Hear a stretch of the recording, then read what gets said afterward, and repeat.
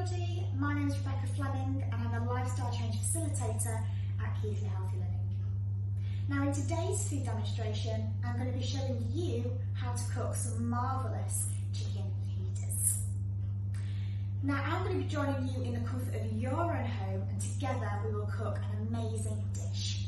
So the ingredients that you're going to need today are 4 tortillas and you need to wrap these in foil.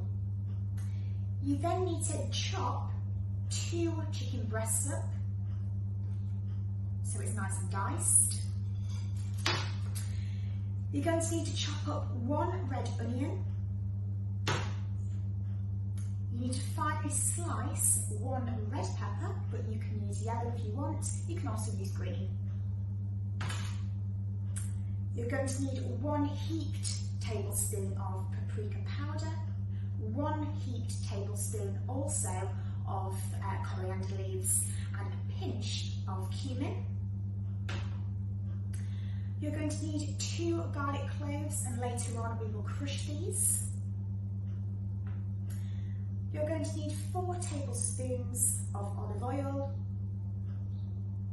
And finally, you're going to need a small portion of grated cheese. So carry on watching this food demonstration and together in the comfort of your own home we will make some beautiful Mexican fajitas. So let's get cooking.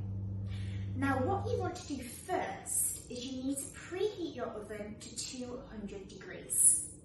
If you haven't done this already, you also need to wrap up 4 tortilla wraps into some foil. Now today I'm using garlic and herb tortilla wraps, but if you go to the supermarket you can find plain tortilla wraps or you can also find granary seeded tortilla wraps, so it's entirely up to you. You then want to take your 1 heaped tablespoon of paprika powder along with your 1 tablespoon of coriander leaves and a pinch of cumin, and you just want to pour that into your bowl. So, you then want to take your 4 tablespoons of olive oil and again pour that into the spices. Now olive oil is a type of monounsaturated type of fat, so it can help to reduce blood pressure. And again into the mix you're going to tip in your 2 crushed cloves of garlic, and in that goes. Brilliant. So the first step is complete. Now the bulbs of a fresh garlic can last up to 10 days. So even though we've only used 2 cloves of garlic, this will keep for quite a while. Now the next step is you want to dip in your diced chicken breast. And again, pour that into the marinade. There we go. You then want to take your sliced red pepper and also add that to the marinade. Now pepper is an excellent source of vitamin C and a whole host of other different vitamins.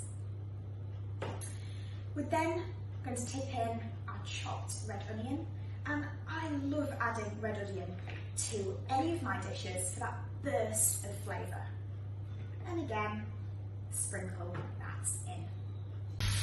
So you need to keep cooking all the contents in the pan for 5 minutes. We want to see a nice charred effect on the chicken, and we also want to make sure that the peppers have softened and the red onions have also softened too. So once you've cooked your chicken for 5 minutes, you want to take the chunkiest piece of chicken that you can find from the pan and pop it onto a plate. Now this is what I call the chicken test. So you're going to take some cutlery and you're going to put it right down the middle. And what we want to see is a nice white meat. So as you can see here, it's thoroughly cooked.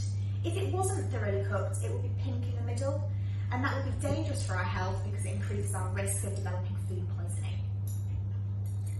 Now, the next step is you're going to take your foiled tortilla wraps and you're going to place them in the oven at 200 degrees Celsius.